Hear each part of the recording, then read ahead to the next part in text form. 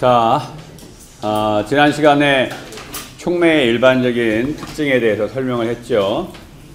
오늘은 그 촉매 반응에서 어떠한 일들이 벌어지는지, 촉매 반응에서 일어나는 단계들에 대해서 이야기하려고 해요. 오늘 아마 요거를 다 하지는 못할 거고, 한 3분의 2 정도 하고 나머지는 다음 시간에 할게요.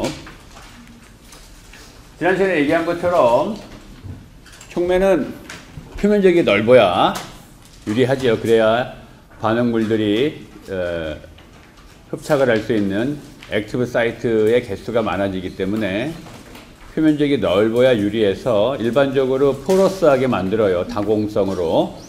그러다 보니까 뭐 이런 여러 가지 뭐 촉매들의 모양이 있는데 이 안을 들여다보면 뭐 예를 들어서 이런 촉매 그 펠렛이라고 합시다. 그러면 이 재질 자체가 이제 포러스하게 돼 있어요. 그래서 뭐 육안으로 보면 이 구멍이 보이지 않지만 자세히 현미경으로 확대해서 보면 여기에 포러스한 구멍들이 있고, 구멍이 작아가지고 뭐 일반 현미경으로는 잘 안 보일 거고, 뭐 전자현미경으로 보면 보이겠죠. 그래서 이렇게 포어가 있어요. 이 포어 입구를 이제 우리가 포어 마우스라고 불러요. 기공의 입이다 이렇게. 결국은 그 리액턴트 입장에서 보면 걔네들이 접근을 해와서 이 펠렛을 만나면 펠렛 표면으로부터 포어 마우스를 통해서 안으로 들어가야 되죠.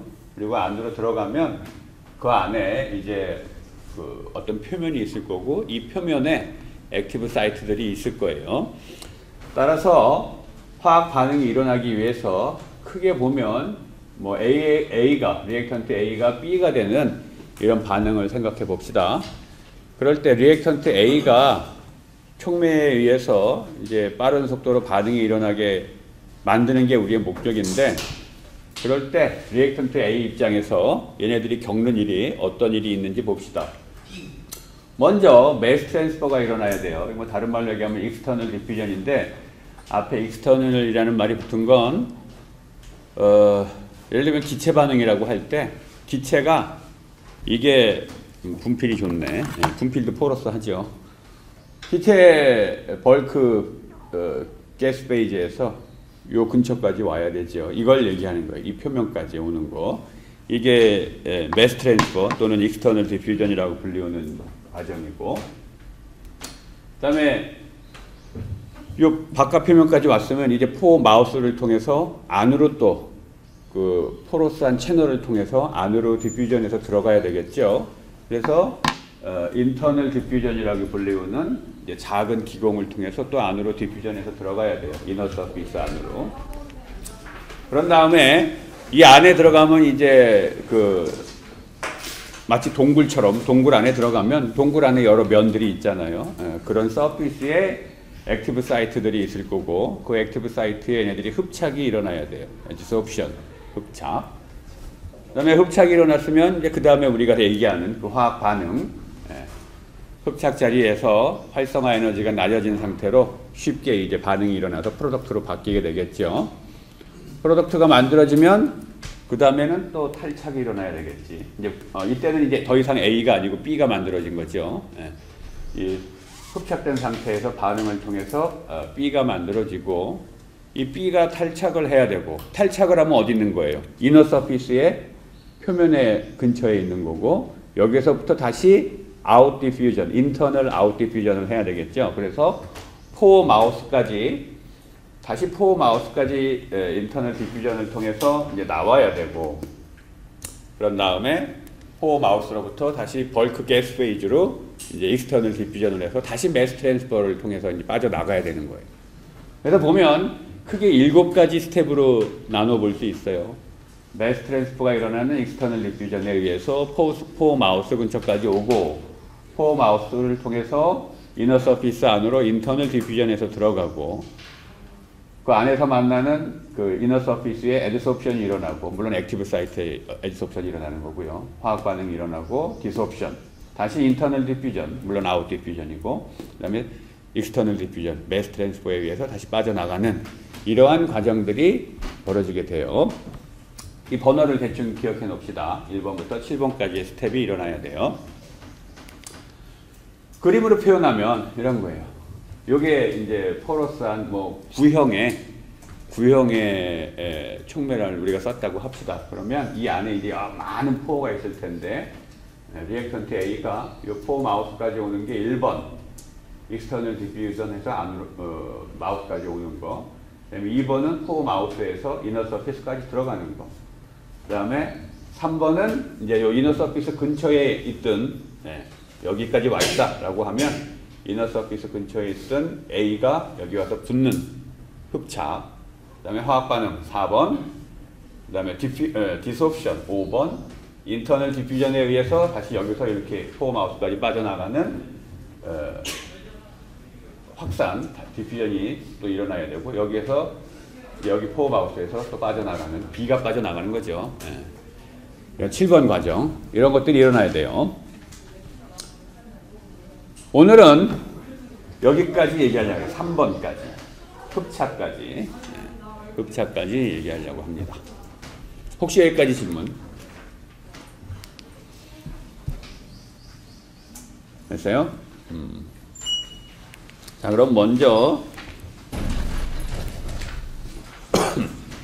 전체적인 특징을 한번 봅시다. 1번, 2번 external diffusion, internal diffusion에서 안으로 들어가는 거죠.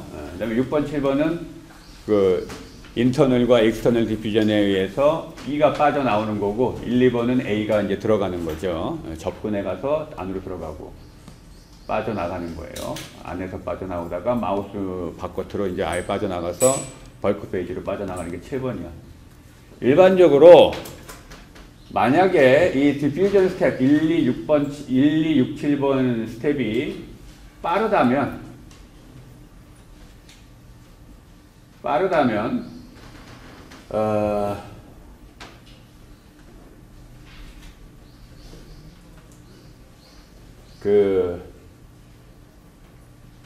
액티브 사이트 1, 2, 6번, 1, 2, 6, 7번 스텝이 빠르다면 우리가 그 측정하기 쉬운 농도는 또는 압력은 뭐 기체 상태 반응이라면 압력을 아마 측정할 텐데, 벌크 플루이드에서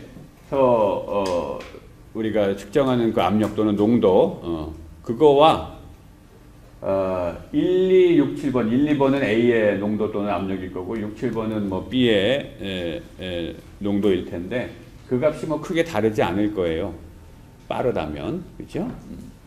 반대로 이제 3, 4, 5번은 느리겠지. 1, 2, 6, 7번이 빠르면 3, 4, 5번 중에 어느 건 느리겠죠.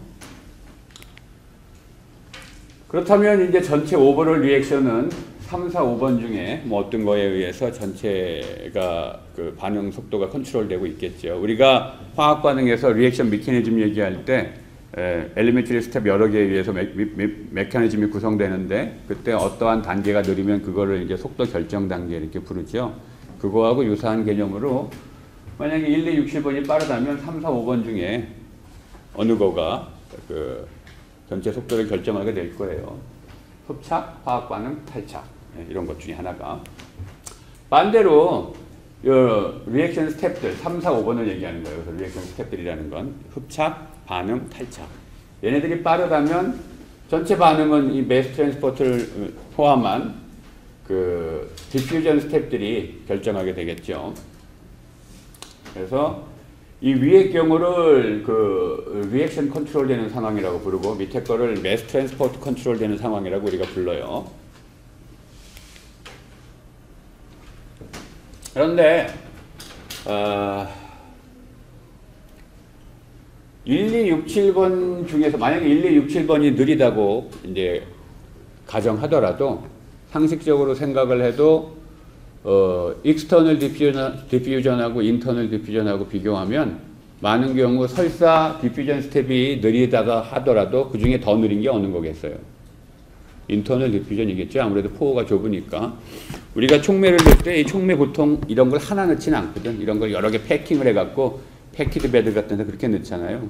그러다 보니까 이런 촉매들이 막 여러 개 쌓여 있는데 그래도 상당히 많은 공간들이 있기 때문에 익스터널 디퓨전은 인터널 디퓨전에 비해서 그렇게 느리지가 않아요. 일반적으로는 디퓨전 스텝이 느리다라고 한다면 인터널 디퓨전이 더 느린 경우가 일반적이죠. 왜냐하면 포러스하게 우리가 만들 때 그 포의 직경이 굉장히 작거든. 포의 직경이 작기 때문에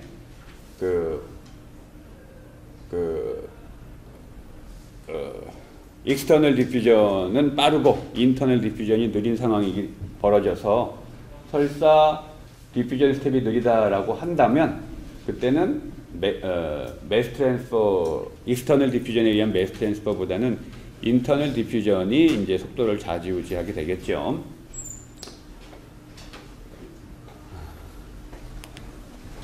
자, 먼저 첫 번째 스텝부터 봅시다. 뭐 이게 느릴 일은 사실 별로 없지만 그래도 봅시다.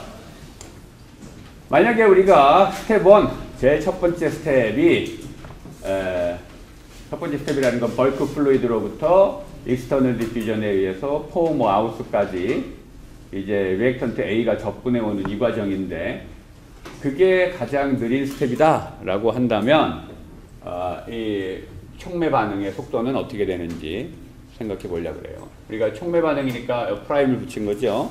1학기 때도 계속 그렇게 했었죠. 패키드 베드 리액터에서 반응 속도는 프라임을 붙여서 표현했었어요.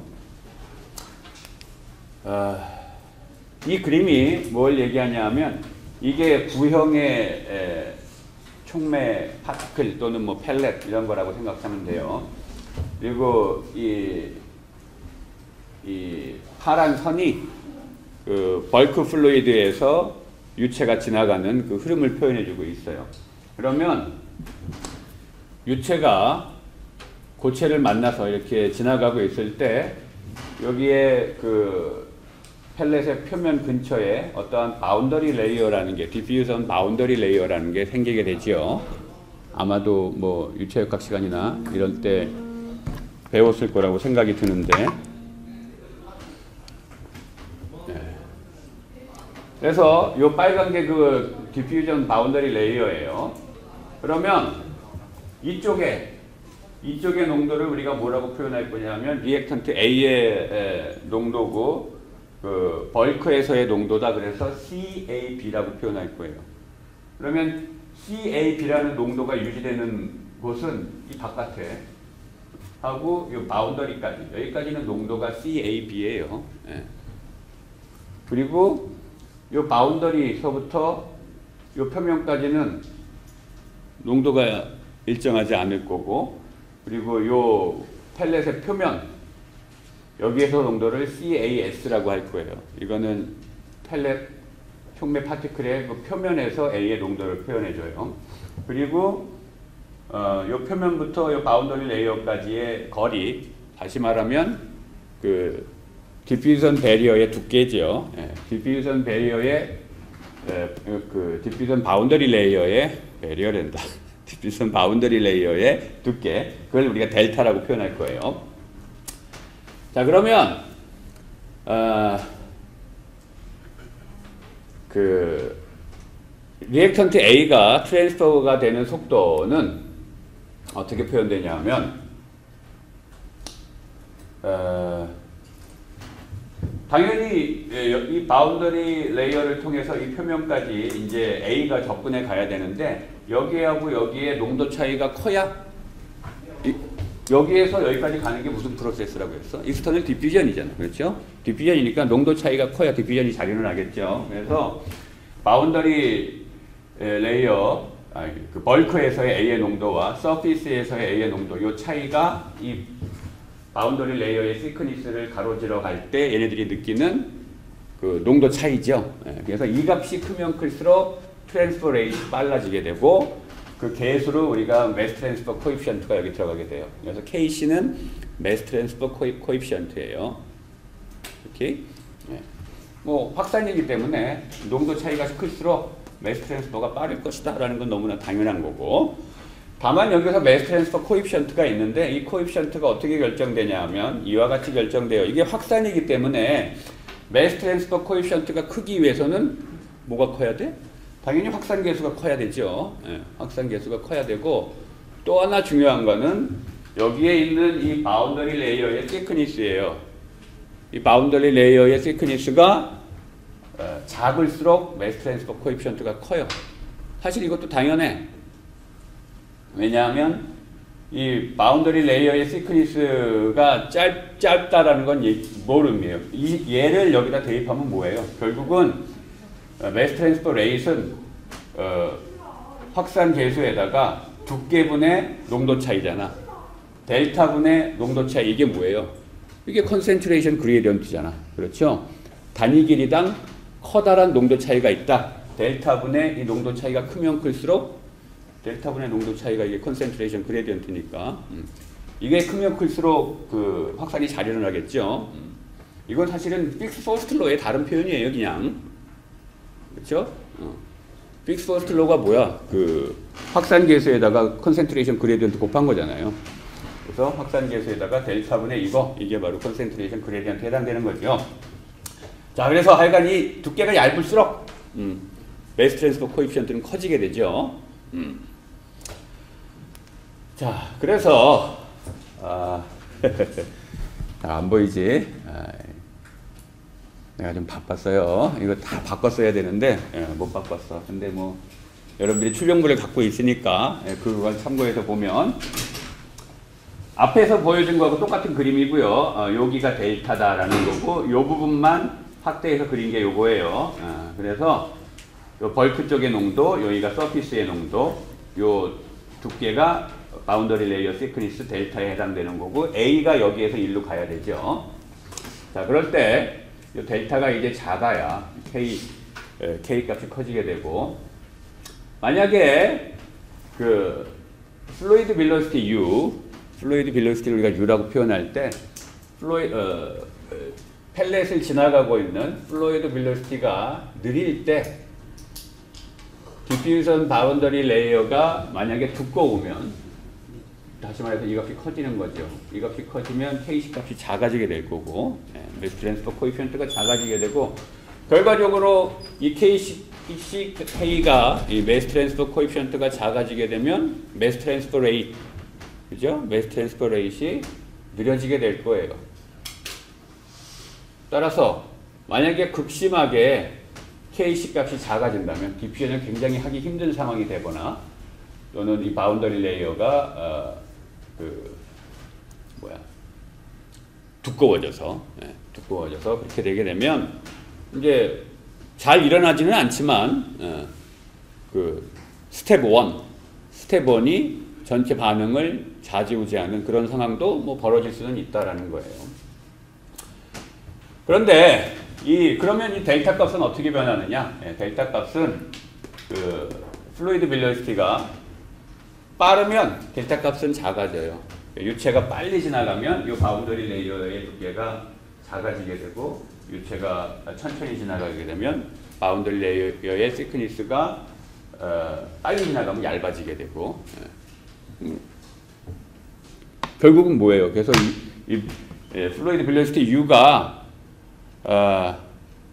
빠르면 별 문제 없다라는 거야. 플루이드 빌로시티 U가 빠르면 이 바운더리 레이어의 시크니스 델타가 작아지기 때문에 이게 작아져서 매스 트랜스퍼 코에피션트가 커지니까 매스 트랜스퍼 잘 된다 이거예요. 익스터널 디퓨전 잘 된다라는 말이에요. 너무 당연한 거지. 플루이드가 빨리빨리 지나가고 있으면 코어의 마우스까지 리액턴트들이 빨리빨리 오겠죠. 그때는 문제가 없다. 그런데 이제 이 유체의 빌로시티, 플루이드 빌로시티가 이제 너무 느리게 되면 그때는 우려하는 상황이 벌어질 수도 있다라는 거예요. 자, 여기에 빠르면 이게 얇아지기 때문에 그때는 뭐 큰 문제가 없다. 바운더리 레이어 시크니스가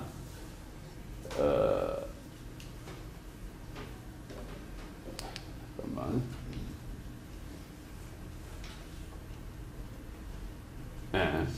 그렇죠. 이게 빠르면 문제가 없고 델타가 작아지니까. 이거에 또 빠른 게 또 나와. 느린 얘기가 안 나오고. 그래서 결과적으로 이 익스터널 매스 트랜스퍼가 스텝 1이 전체 화학 반응의 속도를 좌지우지하는 이런 일은 안 벌어지게 할 수 있다라는 거예요.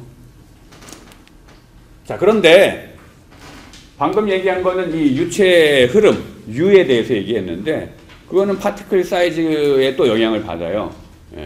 파티클 사이즈가 점점 작아져서 만약에 0이 됐다고 합시다. 그럼 어떻게 될까?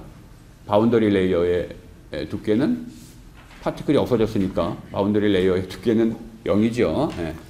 이 극단적인 예에서 예상할 수 있는 것처럼 그 디퓨전 바운더리 레이어의 두께는 파티클 사이즈에 또 영향을 받아요. 같은 플루이드 벨로시티 U로 지나가고 있다고 하더라도 파티클 사이즈가 얼마냐에 따라서 또 영향을 받아요. 그래서 파티클 사이즈가 작아지면 작아질수록 그 바운더리 레이어의 시크니스 델타도 작아져. 파티클이 크면 클수록 바운더리 레이어의 두께도 똑같은 플루이드 벨로시티 U로 지나간다고 할 때 이만한 파티클이 있을 때하고 요만한 파티클이 있을 때하고 바운더리 레이어의 시크니스가 다르다 이 말이에요. 따라서 매스 트랜스퍼가 문제가 안 생기게 만들고 싶다면 어떻게 하면 되겠어요? 펠렛의 사이즈를 작게 하면 돼요. 캐탈리스트 펠렛의 사이즈를 작게 하면 바운더리 레이어 시크니스가 델타가 작아질 거고 그러면 매스 트랜스퍼 코에피션트는 커질 거고 그러면 매스 트랜스퍼 레이트는 빨라질 거고 따라서 익스터널 디퓨전이 전체 화학 반응을 좌지우지하는 상황은 안 벌어지게 할 수 있죠.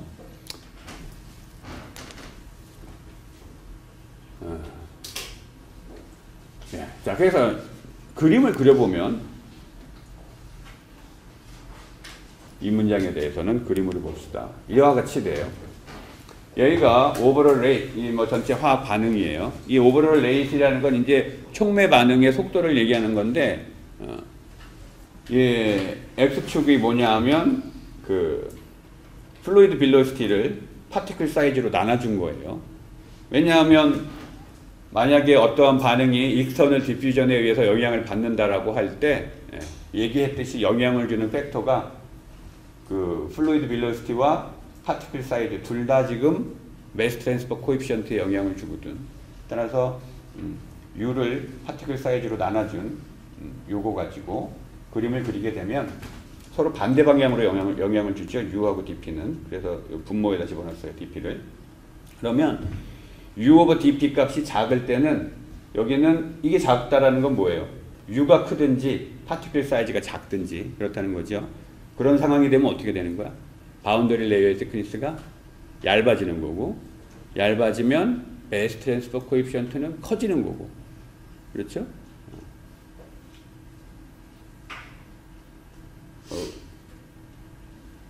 아니구나. 이게 분모에 들어가 있네. DP가. 그렇죠? 파티클 사이즈가 얇아지면 이 값이 지금 파티클 사이즈가 U가 커지면 바운더리 레이어가 얇아지고 그 다음에 그러니까 이게 작아지는 쪽으로 가봅시다. 이게 작아지는 쪽으로 가려면 U가 작아져야죠. 그죠? 그 다음에 이게 작아지는 쪽으로 가려면 어떻게 돼야 돼? DP가 커져야 되지. 그렇게 되면 거꾸로 얘기했네.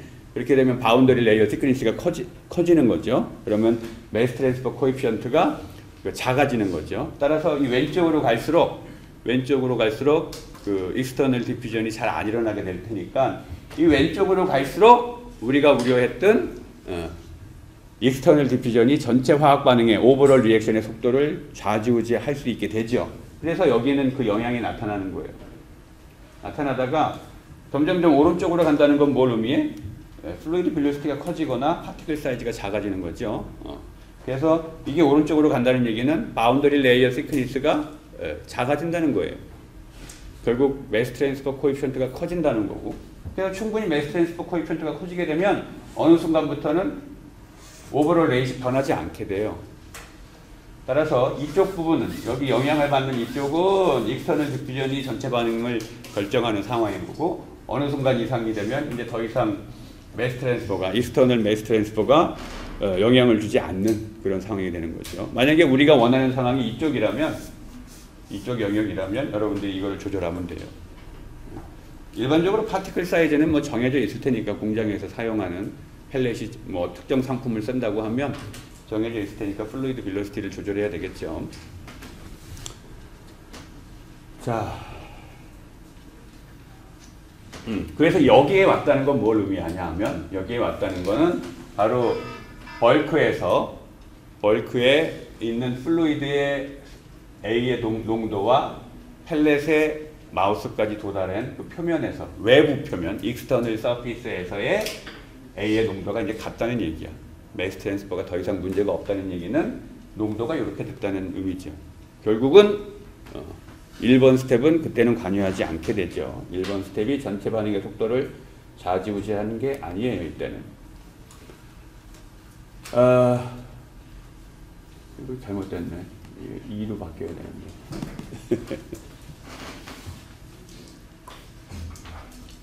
혹시 여기까지 질문?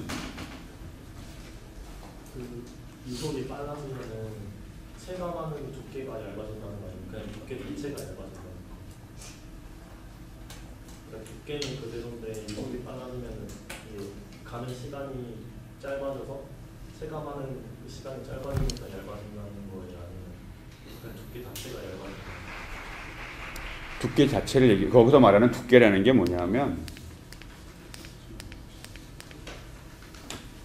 이렇게 유체가 지나가고 있으면 여기 있는 파티클들에 인해서 이 유체가 유속이 다 일정할 수가 없잖아요. 이 표면에 일종의 프릭션이 작용하기 때문에. 그래서 여기는 농도가 다 같지만 이 표면으로부터 어느 거리까지는 농도가 여기는 일정한데 농도가 여기서부터 여기까지는 농도가 일정하지 않은 어떤 그 구간이 나타나요. 그 구간의 두께를 얘기하는 거예요. 그거 디퓨전 바운더리 레이어라고 얘기하는 거예요. 농도가 일정하잖아요. 여기 요 델타를 벗어난 나머지 지역은 농도가 일정해요.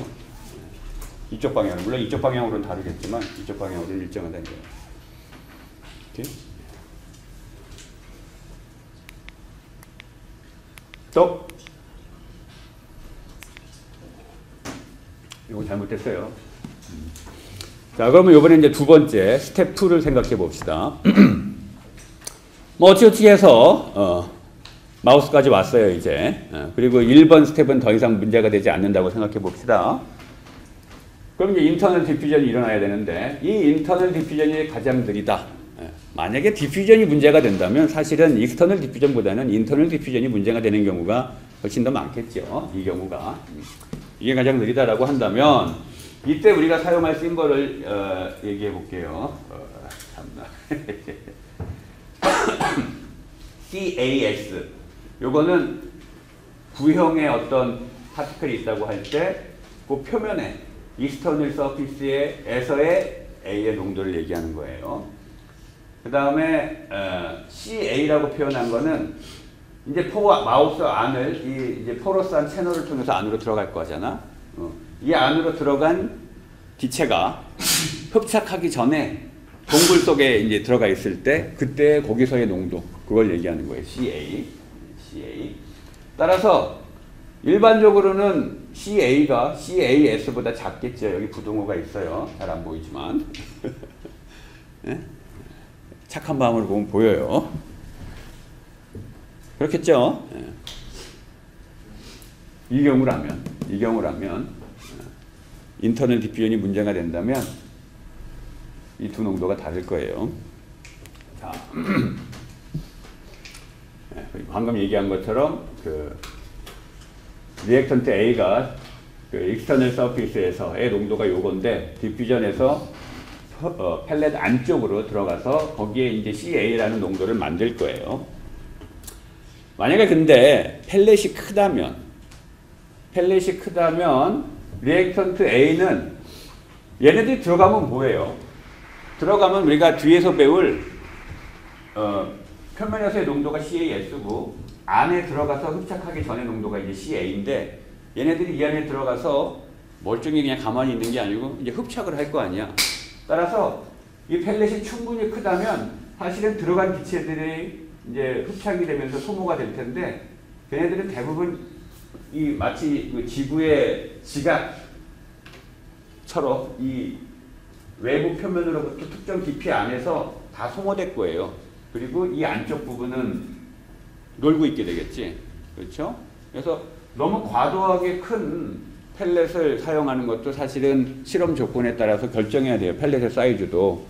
포 직경이 얼마나 되는지, 인터널 디퓨전이 얼마나 빨리 일어날 수 있는지에 따라서 이 펠렛의 사이즈도 결정해야 돼요. 왜냐하면 이게 너무 과도하게 커지게 되면 실제로 CAS라는 농도를 가지고 시작을 해서 안으로 들어가면서 흡착이 일어날 텐데, 그리고 화학 반응이 일어날 텐데, 걔네들이 소모되는 게 이 바깥쪽에서만 소모되고 이 안은 그냥 놀고 있는 게 돼버려요. 그러면 비싼 촉매 크게 만들어서 이거는 다 버리는 거잖아. 쓰지도 못하고. 그렇죠? 그래서 지나치게 촉매 크기가, 펠렛의 크기가 큰 게 좋지가 않아요. 그 다음에 만약에 이 펠렛이 또 너무 작으면 어떻게?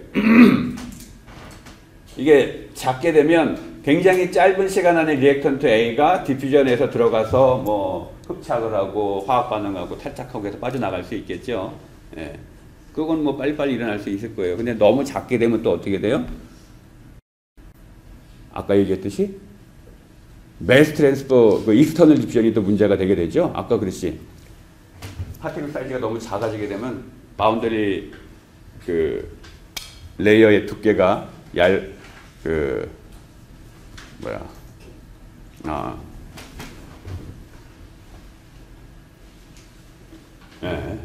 그건 말을 잘못한 거네. 그 펠렛이 작게 되면 뭐 짧은 시간 안에 들어갔다 나오게 되겠죠. 근데 이게 작게 되면 뭐 특별히 불리한 게 있나?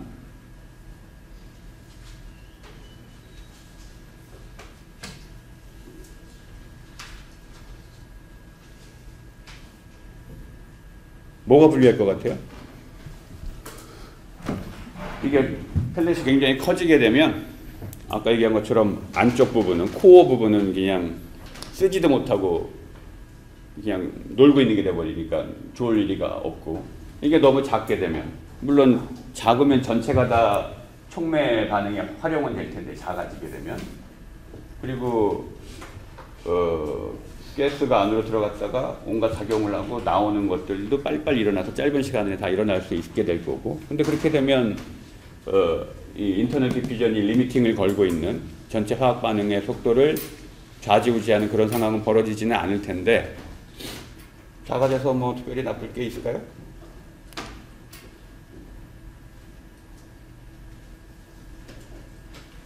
요것만 생각하면 특별히 나쁠 건 없을 것 같아.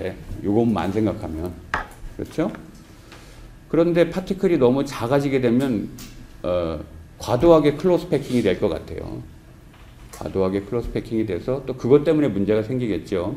그 포어 마우스까지 익스터널 디퓨전에서 포어 마우스까지 CAS라는 농도가 CAB 벌크에서의 농도와 같아지게 만들어야 익스터널 디퓨전이 문제가 안 생기게 되는데, 파티클이 너무 작아지게 돼도 또 그 부분에서 문제가 생기지 않을까 싶어요.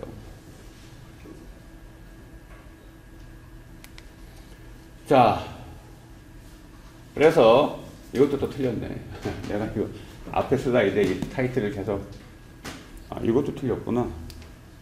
여기 익스터널이 아니고 인터널이에요. 인터널 디퓨전 스텝 2. 여기도 인터널 디퓨전 스텝 2.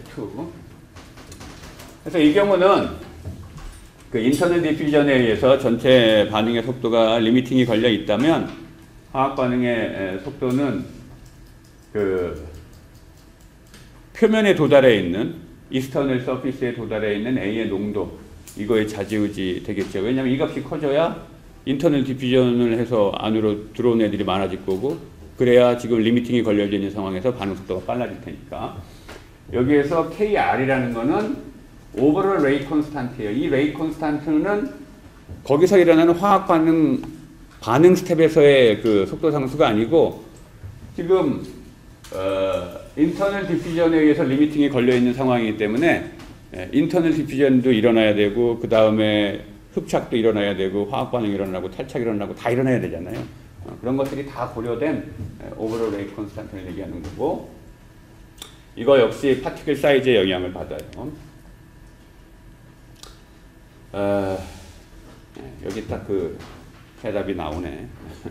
파티클 사이즈가 작아지게 되면 요각 오버롤 레이트 콘스탄트가 증가하다가 세츄레이션 된다. 그래서 이걸 작게 하는 게 뭐 과도하게 작게 하는 게 특별히 좋지가 않다는 거죠.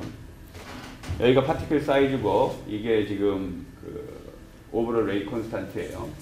그러면 파티클 사이즈를 작게 하면 처음에는 파티클 사이즈가 크니까 지금 인터널 디퓨전이 리미팅이 걸려 있는 상황이에요. 그래서 파티클 사이즈가 작아질수록 그 오버롤 레이 콘스탄트가 빨라져. 왜냐하면 빨리빨리 들어갔다가 빨리빨리 반응하고 빨리빨리 나오게 되니까 점점점 반응이 빨라지다가 어느 순간부터는 더 이상 영향을 안 받게 돼요. 그래서 이거를 과도하게 작게 할 필요가 없다라는 거죠.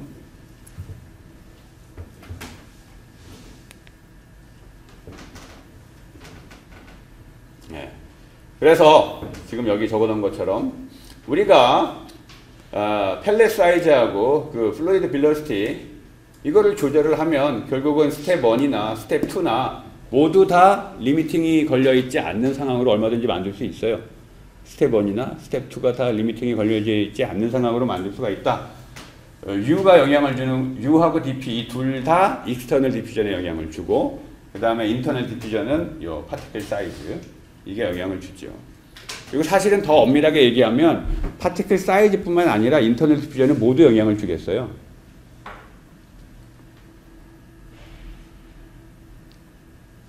포어 직경도 사실은 영향을 줄 수 있어요. 포어 직경도. 포어 직경이 얼마나 작으냐에 따라서 이게 디퓨전이 이거 사실 뭐 새끼로 세는 얘기인데 기체가 확산을 할 때 우리가 일반적으로 충돌을 하면서 확산을 하는 거죠. 기체 분자끼리의 충돌이 있단 말이야. 우리가 뭐 물리학 시간에 배운 확산도 그런 거였어요. 그런데 포어의 직경이 과도하게 작아지게 되면 얼마나 작아지는 거냐 하면 민 프리 패스보다도 더 작아지게 되면 어떻게 돼요? 더 이상 기체 분자끼리의 충돌은 없고 기체 입자와 월 사이의 충돌만 있는 상태에서 확산을 하게 돼요. 그런 걸 이제 뭐 누스 앤 디퓨전이라고 부르는데 그런 상황도 얼마든지 벌어질 수 있어요. 그러면 뭐가 달라지냐면 디퓨전 코에피션트가 또 달라져요. 그래서 뭐 사실은 그 포어 사이즈, 아니 그 파티클 사이즈뿐만 아니라 포어의 직경도 뭐 영향을 미칠 수는 있는데 뭐 그런 얘기는 일단 넘어갑시다. 하여간 얘네들을 조절하면 스텝 1하고 2는 전체 화학 반응의 속도를 좌지우지하지 않도록 우리가 얼마든지 만들 수 있다라는 거예요. 자, 그러면 이제 본격적으로 1번하고 2번 스텝은 사실은 오늘 강의의 주 관심사가 아니에요.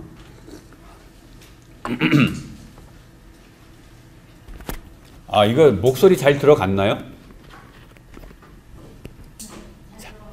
아, 그래요? 내가 이거 내려놓고 했는데 지금까지. 볼륨을 조절하셨어요? 그럼 지금 내가 붙일게요. 그러면 과도하게 커질 수도 있는데. 내가 목청이 좋은가 보다. 갑자기 볼륨이 커져갖고 이게 나중에 동영상 볼 때 귀가 놀랄 수도 있어. 자, 이건 똑바로 돼 있네. 이제 애드소옵션 스텝 3를 봅시다. 흡착. 이거는 우리가 이미 공부했죠. 그죠? 물리학 시간에 물리학 2에서 다 공부했어요. 오늘 강의하는 내용 사실은 다 물리학 2 시간에 한 거야. 다만 사용하는 표현, 노테이션만 조금 달리해서 표현할 건데 뭐 여러분들이 쉽게 쫓아올 수 있을 거예요. 자, 이제 그 포어 마우스를 통해서 이너 서피스 근처까지 왔어요.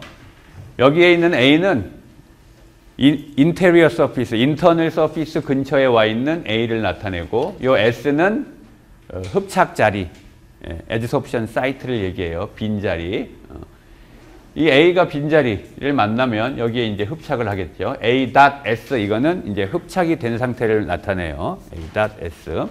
흡착은 이거 흡착과 탈착이 다 평형을 이루고 있는 리버서블 프로세스죠. 우리가 공부했듯이. 지금부터 이런 기호를 쓸 거예요. CT, C sub T 하면 이거는 전체 흡착 자리의 농도를 나타내요. 단위는 촉매 단위 무게당 액티브 사이트, 액티브 사이트라는 게 흡착 자리를 얘기하는 거예요. 액티브 사이트가 몇 몰이 있느냐. 개수 얘기하는 거지. 아보가드로 수로 개수를 나눠준 그 몰수를 얘기해요, 지금. 따라서 CT는 전체 흡착 자리의 액티브 사이트의 농도다. 그 다음에 CV는 베이컨트, 빈 자리, 빈 흡착 자리. 그 중에 빈 흡착 자리의 농도, 베이컨트 사이트. 그 다음에 CI.S 그러면 I라는 화학성이 점유하고 있는 흡착 자리의 농도를 의미해요. CI.S는 I라는 화학종이 흡착을 해서 점유하고 있는 그 흡착 자리의 농도. 그리고 뭐 PI 이거는 뭐 I라는 화학종의 그 부분합을 얘기해요. 자, 이러한 기호를 가지고 이제부터 얘기할 건데 주의할 거는 우리가 촉매 반응에서는 촉매의 무게 가지고 반응 속도를 표현했었죠. 그래서 지금 여기도 농도가 다 촉매의 무게로 표현되어 있어요. 분모가 다 촉매의 무게예요. 자, 이런 상황이라면 이러한 식이 성립해야 될 거예요. 뭐 이거 일종의 매스 밸런스 식이지. 전체 이거 사이트 밸런스라고 또 부르는데 전체 그 액티브 사이트의 농도는 빈자리의 농도 더하기 I라는 화학종 여러 가지 뭐 A 화학종, B 화학종, C 화학종 여러 가지 화학종이 있다면 각각의 화학종이 점유하고 있는 액티브 사이트 흡착 자리의 농도들의 합, 이 전체를 합하면 전체 토탈 그 액티브 사이트 컨센트레이션하고 같아야 되겠죠. 이걸 뭐 사이트 밸런스 이렇게도 불러요. 자, 지금부터 이제 몇 가지 상황을 봅시다. 이 그림을 보니까 요 뾰족뾰족하게 되어 있는 게 지금 이제 액티브 사이트예요. 흡착 자리들. 여기에 A하고 B가 이렇게 흡착을 하고 있네요. 이 상황을 수식으로 표현하면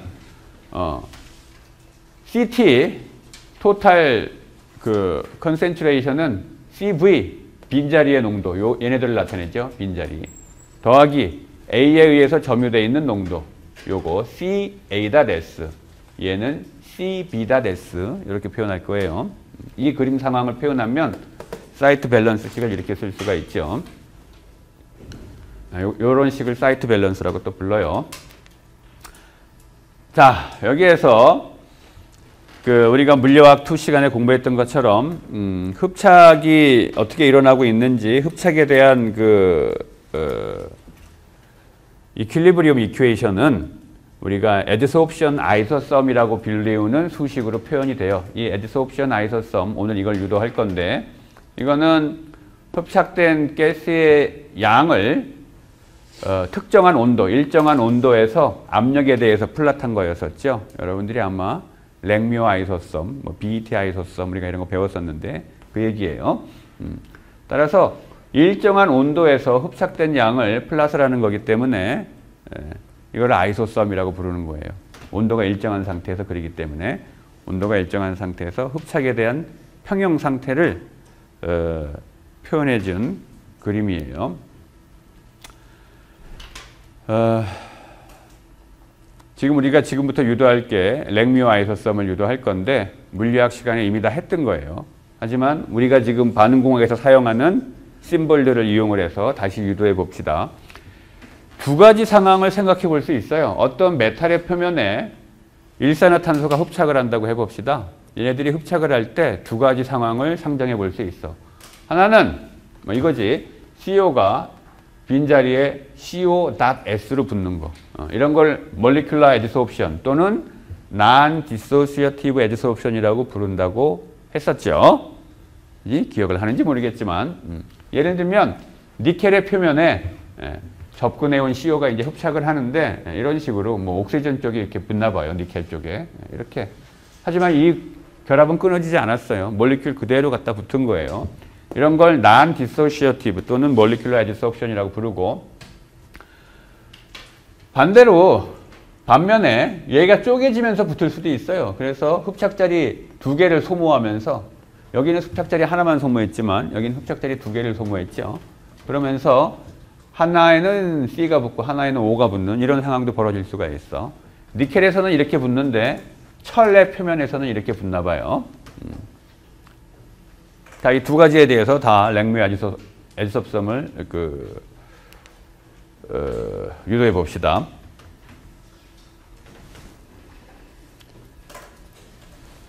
어떠한 화학종이, 어떠한 기체가 고체의 표면에 흡착을 할 때 몰리큘러 애드소옵션을 하는지 또는 그 디소시어티브 애드소옵션을 하는지는 그 조합에 달렸어요. 어떠한 고체냐, 어떠한 물질이 그 애드서번트하고 흡착을 하는 놈하고 흡착을 당하는 그 표면이 어떤 조합이냐, 그거에 따라서 달라져요. 그거는 뭐 실험을 해야 알 수 있는 일이에요. 자, 예를 들면 첫 번째로 non-dissociative molecular adsorption에 대해서 먼저 생각해 봅시다. 요거고, 먼저 흡착을 하는 속도, 흡착의 속도, rate of attachment, 뭐 rate of adsorption이라고 얘기해도 상관없는데 이 책에서는 그거를 구분해서 표현해 놨는데 하여간 rate of attachment, 들러붙는 거예요. 얼마나 빨리 들러붙느냐? 이거는 어떻게 결정될까? 가스 페이지에 일산화탄소가 많을수록 빨리 달라붙을 거예요. 그죠? 그리고 빈자리가 많을수록 빨리 달라붙을 거고, 따라서 반응 자체가 지금 CO하고 S가, 빈자리 S가 만나야 되는 거기 때문에 그래요. 그래서 그 CO의 일산화 부분압하고 베이컨트 사이트의 농도, 그 다음에 여기에 이제 속도 상수, 어태치먼트에 대한 속도 상수가 들어갔죠. 그 다음에 디태치먼트. 디태치먼트는 요번에는 부분압은 들어갈 필요가 없어요. 왜냐하면 가스 페이지에 뭐가 있든지 그건 상관없어. 붙어있는 놈들이 떨어지는 거기 때문에. 그렇죠? 이 붙어있는 애가 떨어지는 거기 때문에 결국은 얘의 농도가 중요해요. 그리고 그때의 그 속도 상수, 디태치먼트에. 그래서 그거를 K-A라고 표현할 거예요. 그 속도 상수를. 어태치먼트에 대해서는 KA라고 표현할 거고. 네트레이스는 이 두 개의 합이겠죠. 두 개의 합이에요. 그런데 애드소옵션 관점에서 보면은 이거는 그 떨어져 나가는 거기 때문에 여기에 지금 부호가 이제 마이너스가 된 거고. 여기에서 이 KA는 흡착에 대한 그 속도 상수고, 그 KA-는 탈착에 대한 속도 상수이기 때문에 요거, 그리고 요 각각은 엘리멘터리 리액션이죠. 따라서 저 속도 상수의 비율, 요거는 바로 평형 상수예요. 뭐에 대한? 애드소옵션 이퀄리브리움에 대한 평형 상수예요. 예. 그리고 한 가지 더 첨언을 하면, 애드소옵션은 이게 발열 과정이에요, 흡열 과정이에요? 애드소옵션은 피지소옵션과 케미소옵션 두 가지가 있다고 했지, 그렇죠? 근데 둘 다 엑소서믹이에요, 둘 다. 케미소옵션은 제대로 화학 결합을 하는 거고, 피지소옵션은 대충 판데어발스 인터랙션 정도로 하는 거라고 했죠. 그래서 한 10분의 1로 그 에너지가 작지만, 힐 오브 애드소옵션 값이 작지만 피지소옵션은 둘 다 발열 과정이에요. 따라서 온도를 올리게 되면 어떻게 돼? 르샤틀리의 원리에 따라서 발열 반응은 온도를 올리게 되면 역반응 쪽으로 치우치게 되죠. 이 흡착도 마찬가지예요. 그래서 이 평형상수 값이 온도가 높아지면 작아지게 된다라는 건 여러분들이 알고 있어야 돼. 왜 그래? KA하고 KI 요 속도상수, 탈착과 흡착의 속도상수가 온도에 영향을 받아서 그렇죠. 아레니우스 이퀘이션에 의해서. 자, 어찌됐건. 자, 이게 이제 네트레이시야. 흡착의 네트레이스는 이렇게 되겠죠. 애드소옵션에. 여기에서 이 KA하고 K-A는 평형상수에 의해서 저렇게 연관 지어지기 때문에 우리가 여기 KA를 가지고 이걸 묶어내요. 그러면 여기가 KA분의 K-A가 되죠. 따라서 분모의 평형상수를 이렇게 집어넣을 수가 있지. 그렇죠? 잘 안 보여서 미안해요. KA고 CO의 압력, 그 다음에 베이컨트 사이트의 농도, 요게 흡착된 놈들의 농도, 요 평형상수. 여기 마이너스 있는 거고, 여기도 마이너스잖아. 그렇죠? 자, 사이트 밸런스식을 이제 활용을 해서 얘를 없애려고 그래요. 요 농도를. 지금 우리가 지금 얘기하는 몰리큘러 어지섭션에 의하면 두 가지만 있어요. 전체 농도는 빈자리 농도 아니면 일산화탄소가 점유하고 있는 자리의 농도 이거예요. 그래서 사이트 밸런스 식은 간단하죠. 평형에 도달하게 되면 이 흡착이 평형에 도달하게 되면 이 네트레이시 0이라는 거죠. 그래서 왼쪽이 0이다 라고 하고 요거에 대해서 풀려 그래요. 지금 요거에 대해서 풀면 여기가 0이고 얘에 대해서 지금 다시 정리하는 거예요. 그러면 식이 이렇게 되지.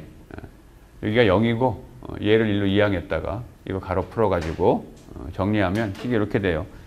CO.S 흡착된 놈들의 농도는 평형상수 곱하기 빈자리의 농도 곱하기 부분압 이렇게 돼요.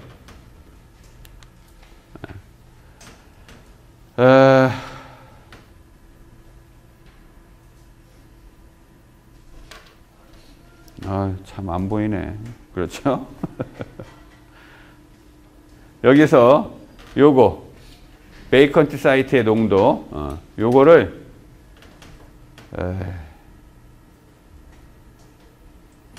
요거 CV는 뭐예요? CT 마이너스 요거죠. 그래서 고식을 대입한 거예요, 지금. 일찍 왔네. 그러면 그 일산화탄소에 의해서 점유된 그 농도는 이렇게 표현이 돼. 여기에 보면 평형상수하고 그 다음에 일산화탄소의 부분압하고 여기 뭐가 있어요? 여기 뭐야? 잘 안 보이지? CT. CT예요, CT. 전체 흡착자리의 농도. 지금 얘를 우리가 이렇게 표현해 놨잖아요. 이렇게. 그렇죠? 그리고 여기에 또 흡착된 놈들의 농도가 있죠. 그래서 이거 가로를 풀어가지고 요거에 대해서 다시 정리해서 쓴 거에 불과해요. 그러면 우리가 물리학 시간에 공부했던 바로 그 식이 나왔어. 우리가 물리학 시간에 공부했던 랑뮤어 아이소섬은 뭐였어요? 몰리큘러 애지소옵션에 대한 랑뮤어 아이소섬이 1 플러스 KP분의 KP 이거였어요. 뭐가 1 플러스 KP분의 KP였어요? 프랙셔널 커버리지 세타는 1 플러스 KP분의 KP 이게 랑뮤어 아이소섬이었어요. 이 식을 다시 보면 다시 똑같은 거 쓴 건데 여기에 뭐야 이게 1 플러스 KP분의 KP인데 여기 뭐가 있어요? CT가 있죠? 그지? CT분의 이거 그게 뭐야? 그게 바로 세타잖아. 세타. 그렇죠? 토탈 애지섭션 사이트 분의 COA에서 점유된 애지섭션 사이트. 그 비율이 바로 프랙셔널 커버리지죠. 그래서 지금 우리가 유도한 식이 물리학 시간에 공부했던 그 랑뮤어 아이소섬하고 똑같은 식이에요. 다만 지금은 농도의 표현식을 써갖고 우리가 유도했을 뿐이야. 그때는 세타 가지고 그냥 유도했었어요. 다시 쓰면 이거 하나는 해놨네. 이거 다시 쓰면 이렇게 쓸 수 있죠. 이 부분이 바로 세타죠. 이게. 자, 요게 non-dissociative molecular adsorption에 대한 랑뮤어 아이소섬이에요. 이게 유도되는 과정에 사실은 세 가지 과정이 있기는 했어. 과정에. 예? 뭐 모든 흡착 자리는 동등하다. 한 번 흡착되고 나면 그 위에 2층으로 쌓이지 않는다. 그리고 뭐 전체 표면이 굉장히 유니폼하다. 뭐 이런 몇 가지 가정을 해갖고 유도했었어요. 근데 지금은 뭐 그런 가정들에 대해서는 얘기하지 않고 다짜고짜 이렇게 우리가 이렇게 얘기했는데. 자, 이 아저씨도 기억나죠? 내가 랑뮤어 아이소섬이 중요하기 때문에 항상 중요한 거 얘기할 때는 사진 하나씩 보여줬었잖아. 이 잘생긴 아저씨. 영어 배우처럼 잘생겼다고 내가 그랬었죠. 랑뮤어. 표면화학에 기여한 바가 굉장히 크기 때문에 그 미국 화학회에서 표면화학 관련된 저널 이름 자체가 학술 잡지 이름 자체가 랑뮤어예요. 랑뮤어. 자, 이 식을 보면 결국은 어떻게 된다는 얘기냐 하면 이거 갖고 그림을 그립시다. 이거 갖고 뭐 얘 갖고 그리나 얘 갖고 그리나 마찬가지인데 이거 갖고 그리면 y축이 세타로 해서 그리는 거고 이거 갖고 그리면 y축을 흡착된 일산화탄소의 농도 가지고 그리는 거예요. 압력에 따라서 이쪽이 압력이고 이쪽이 흡착된 일산화탄소의 농도예요. 그러면 만약에 압력이 낮으면 어때요? 압력이 낮으면 굉장히 이게 작은 값이야. 그러면 요건 무시되죠. 그러면 어떻게 된다는 거야? 압력에 따라서 얘는 선형적으로 증가한다는 얘기죠. 그렇지? 이 식에 의하면 압력이 굉장히 낮은 영역에서는 분모에 있는 두 번째 텀이 무시되기 때문에 압력에 따라서 선형적으로 증가하게 돼요. 그러다가 압력이 아주 커지게 되면 어떻게 돼? 압력이 많이 커졌어 이게. 그럼 뭐가 무시돼? 이게 무시되죠? 따라서 이거 다 지워지고 어떤 값이 돼? CT만 남죠? CT. 그죠? CT. 결국은 전체 흡착자리의 농도 그 값으로 수렴해서 일정하게 된다는 거예요. 그렇죠? 이 식이 말하는 거는. 그 얘기는 뭐야? 흡착자리를 점점 채워가다가 나중에 그 흡착자리가 다 차고 나면 더 이상 채울 데가 없으니까 흡착된 일산화탄소가 점유한 흡착자리의 농도는 더 이상 증가하지 않죠. 얼마 값에서 고정돼서 CT 값. 여기가 CT예요. CT에서 고정돼서. 만약에 우리가 이거를 프랙셔널 커버리지 세타 갖고 그렸다면 여기가 얼마야? 세타 이퀄 1인 지점이죠. 그렇죠? 자, 그 다음에 뭐 여기까지만 얘기해도 되는데 요 식을 조금 바꿔봅시다. 요 식을 어떻게 바꾼 거냐 이거. 일적으로 또 전개를 했네요. 이렇게 전개를 해서 양변을 요걸로 나눠줘요. 그러면 뭐 보나마나 또 리니어 플랫 하려고 하는 거지. 되게 안 보이네. 식이 이렇게 되고 뭐예요? 얘를 요거에 대해서 플랫을 하면 직선이 나와야 된다는 거지. 그리고 기울기로부터 CT분의 A를 알고 절편으로부터 얘를 알 수 있다. 따라서 평형상수와 전체 그 흡착자리의 농도를 우리가 알 수 있다는 거죠. 만약에 이걸 플랫 한다면. 많이 미안하네. 여기는 요거예요. 그다음에 여기는 요거예요. 이렇게 너무 뻔한 거니까 뭐 이거 직선만 봐도 뭘 그린지 알겠죠. 출력한 거엔 잘 보이지? 이렇게 봤다 이렇게 보세요.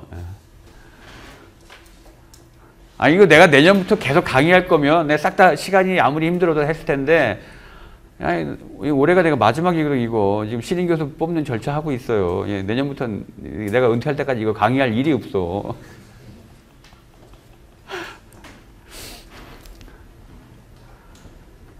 자, 얘기한 대로 얘를 요거에 대해서 플랫하면 리니어하게 돼요. 이렇게 되면 뭐야? 이거는 몰리큘러 애지소옵션을 하고 있구나. 그 증거예요. 자, 그 다음에 이제 디소시어티브 애지소옵션 얘기를 합시다. 앞에서 충분히 얘기했기 때문에 요건 조금 빨리 얘기할게요. 자, 요번에는 일산화탄소가 아까 철의 표면에 붙을 때 이런 식으로 된다고 했는데 흡착자리 두 개를 소모하면서 CS하고 OS로 붙는 이런 경우예요. 이렇게. 그런데 여기서 여러분들이 주의해야 될 거는 얘가 쪼개져서 붙었어. 이렇게. 그러면 얘의 농도나 얘의 농도는 어때요? 서로 같아요. 그거를 일단 마음에 염두에 두고 해봅시다. 아이고. 자, 먼저 어태치먼트. 이거의 농도, 뭐 압력이지. 그 다음에 이거의 농도. 근데 앞에 2가 있으니까 제곱이 들어가야 되죠. 우리가 이렇게 쓸 수 있는 이유는 뭐야? 이것도 엘리멘터리고 이것도 엘리멘터리 때문에 그래요. 엘리멘터리 리액션에 대해서는 화학식만 보고 바로 속도 법칙을 쓸 수 있는 거죠. 여기 제곱이 들어가야 되고. 그 다음에 디태치먼트. 뭐 이거지. 그렇죠? 디태치먼트에 대한 이건 또 내가 타이핑을 해놨네. 2009년에 처음 이거 자료 만들 때 요거 만들 땐 좀 시간이 있었나? 자, 그래서 네트레이트는 두 개의 합. 이렇게 되죠. 요거는 애지소옵션 관점에서는 줄어드는 거기 때문에 마이너스가 있어야 되죠. 디태치먼트 관점에서 쓸 때는 여기를 우리가 플러스로 썼지만 두 개의 네트레이트를 얘기할 때는 이제 마이너스가 들어가야지. 자, 가로로 묶어냈어요. KA로 묶어내면 또 여기에 KA분의 K-A가 들어가고 그거는 평형상수의 역수니까 평형상수가 분모에 들어간 거예요. 식이 이렇게 될 거고 뭐 그 다음에 뭐 하겠어. 평형에서는 또 얘가 0이어야 된다 뭐 이러겠죠. 그래서 디소시어티브 에디소옵션이 일어날 때 흡착의 네트레이트는 이렇게 되는데 평형에 도달하게 되면 좌변이 0이 돼야 되죠. 평형에 도달하면 좌변이 0이 돼야 돼요. 앞에서 내가 강조를 안 했는데 랭뮤 아이소섬은 그 디소시어티브이건 난 디소시어티브이건 간에 아이소섬 자체는 평형을 가정하고 얘기하는 거예요. 흡착이 평형에 도달했을 때. 평형에 도달하지 않았다면 이 식을 써야죠. 자, 평형에 도달하면 좌변이 0이기 때문에 이건 또 KA가 없어질 거고 얘하고 얘가 같아야 돼서 KA를 이쪽으로 이항을 한 게 이제 이 식이 되겠죠. KA를 이쪽으로 이항을 한 다음에 KA를 또 풀었네. 속도상수의 비율로 풀어가지고 다시 정리한 거네요. 그 다음에 아까 얘기했듯이 흡착을 하고 나면 탄소가 점유한 농도나 산소가 점유한 농도나 그 농도는 똑같아요. 따라서 수식을 복잡하게 두 개 갖고 표현할 필요는 없지. 그래서 뭐 산소의 농도 갖고 표현한다면 산소의 농도의 제곱이 요거 곱하기 CV의 제곱이 될 테니까 양변에 루트를 씌우면 식이 이렇게 되겠지. 그렇죠? 양변에 루트를 씌워서 얻은 거예요. 그런 다음에 아까 했던 것처럼 또 사이트 밸런스를 써야 되겠죠. 근데 요번에 사이트 밸런스는 텀이 3개가 나오지. 빈자리, 산소가 점유한 자리, 탄소가 점유한 자리. 전체 합이 전체 농도다. 이렇게. 그렇죠? 그래서 요 식에다가 대입하는 거예요. 네. 산소에 대해서는 요거 대입하고 그 다음에 탄소에 대해서도 대입해야 되는데 탄소에 대해서 대입할 때는 원래 다른 식이 얻어지는 게 아니고 이거하고 똑같은 요 식을 그냥 대입하면 되죠. 왜냐하면 농도가 같으니까. 그래서 대입을 했어요. 그럼 이거 같으니까 뭐 앞에 2가 들어올 거고 여기 2가 들어온 거예요. 그래서 그리고 여기에 어떻게 된 거냐 지금 이게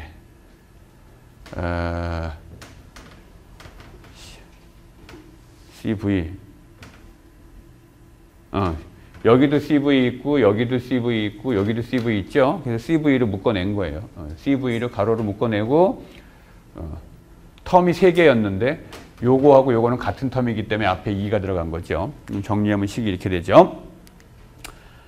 자, 이거를 다시 이제 CV에 대해서 정리하면 식이 이렇게 되고 이항을 해서 정리하면 그 다음에 이게 뭐야? 요 식에다가, 이거 똑같은 식이죠. 요 식에다가 지금 구한 거, 여기에 CV가 있죠. 거기에다가 대입해가지고 정리하면 흡착된 놈들의 농도, 아까하고 똑같은 모양의 식이 얻어져요. 우리가 이것도 사실 했었어. 비슷한 개념의 디소시어티브 에디소옵션의 랭뮤 아이소섬도 물리학 시간에 사실 했었는데 지금은 이제 그때하고는 약간 다른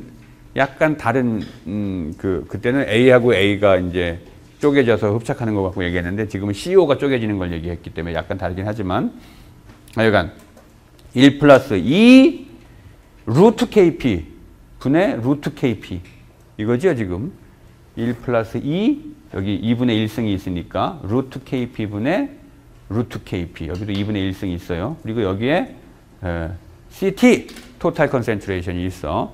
따라서 이 CT를 이쪽으로 이항을 하면 그게 또 프랙셔널 커버리지죠. 그렇죠?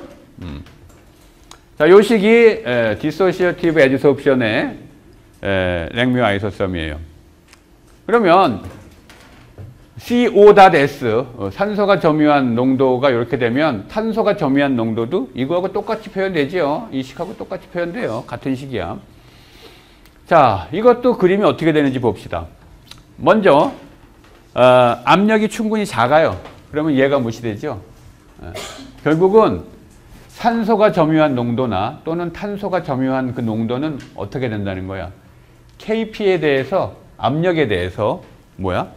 루트 함수 모양이라는 얘기예요. 루트 함수. 그래서 여기가 보면 리니어하지 않고 파라볼릭하게 이렇게 증가하고 있죠. 루트 함수라는 얘기예요. 그 다음에 압력이 충분히 커졌어요. 그러면 앞에 있는 2를 무시할 수가 있지. 그러면 요거 가로하고 요거 가로 지워지고 오른쪽에 남는 게 뭐예요? 2분의 CT가 남죠. 2분의 CT. 결국은 나중에 가서 파라볼릭 인크리스를 하다가 세츄레이션 되는데 이 세츄레이션 된 값이 얼마라는 거야?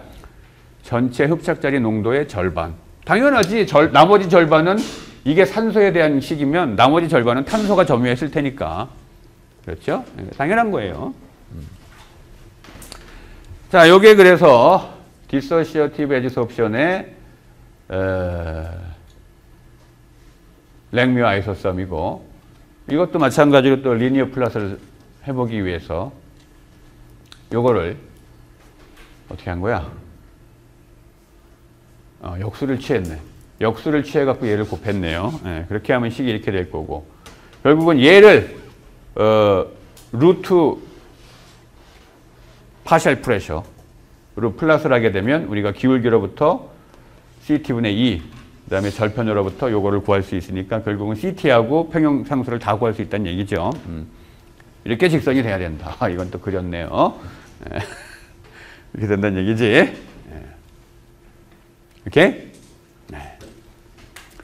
자, 뭐 하나도 어렵지 않죠. 네, 유도하는 게. 네. 그래서 유도하는 게 하나도 어렵지 않기 때문에 아까 말로 했던 거고 이렇게 플러스를 해서 리니어하게 나오면 요거는 디소시어티브 애지소옵션을 하는구나 하고 우리가 이제 판단을 하면 된다 이거예요. 자, 유도 과정이 하나도 어렵지 않기 때문에 요거 여러분들이 한번 해보세요. 요거 난 디소시어티브 애지소옵션을 하긴 하는데 표면에 A하고 B가 함께 흡착을 하는 거예요. 그러니까 한 자리에 함께 흡착하는 게 아니고 A가 한 자리 차지하고 B도 또 한 자리 차지하고 이런 경우 그러면 사이트 밸런스 식이 이렇게 되겠지. CT는 CV 더하기 A가 점유한 놈, B가 점유한 놈. 이거는 디소시어티브는 아니에요. 리액턴트 A하고 리액턴트 B가 반응을 하는데 저렇게 따로따로 흡착한다는 거야. 이렇게 해서 일어나는 반응이 어떤 메커니즘이라겠어? 우리가 물리학 투 시간에 배웠는데 사실 다음 수업 시간에 할 얘기이긴 한데 이 상태에서 반응이 일어나서 프로덕트가 만들어져서 나가는 그런 반응을 어떤 메커니즘이라고 한다고 했죠? 물리학 투 시간에 배웠는데 랭뮤어 힌셸우드하고 엘리 리딜 메커니즘 두 가지 중에 앞에 거 뒤에 거 앞에 거 그러니까 거기에서 일어나는 상황인데 자 이렇게 됐을 때는 아이소썸이 이렇게 돼요. 1 플러스 A에 관한 KP 더하기 B에 관한 KP 그 다음에 요거는 A에 관한 농도이기 때문에 위에 A에 관한 KP가 들어가요. 이렇게. 이거 어렵지 않아요. 해보세요. 여기까지.